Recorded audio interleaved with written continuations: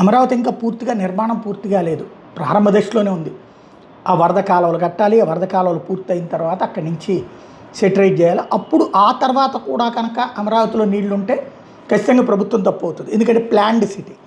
ఇప్పుడు అమెరికా అంటే పక్కా planned city అంటారు, తీరా చూస్తే న్యూయార్క్ అంటే మహానగరం. న్యూయార్క్ నగరంలో కొద్దిసేపు కుండపోత వర్షం వస్తే పరిస్థితి ఇది ఇలా ఉంది. సాధారణంగా మనకి ఏమైపోతుందంటే 100 ఇళ్ల కోసం డ్రైనేజీ కడతారు.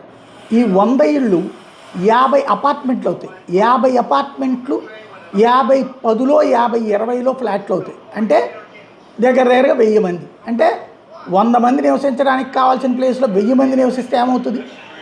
వాటర్ సిస్టమ్స్ ఫెయిల్ అవుతాయి, డ్రైనేజ్ సిస్టమ్స్ ఫెయిల్ అవుతాయి, రోడ్స్ ఫెయిల్ అవుతాయి. వాటి ఇంపాక్ట్ దానికి తోడు వేసి మళ్ళీ కొత్తగా డ్రైనేజీలు కట్టాలంటే మొత్తం మొదటి నుంచి కాస్టు. చిన్న పైపులు కాకుండా పెద్ద పైపులు తొలి దశలోనే పెడితే బాగుంటుంది. అమరావతిలో ఇట్లాంటి పరిస్థితి రాకుండా ముందు జాగ్రత్తలు తీసుకుంటారు అనేదే ఆలోచిద్దాం.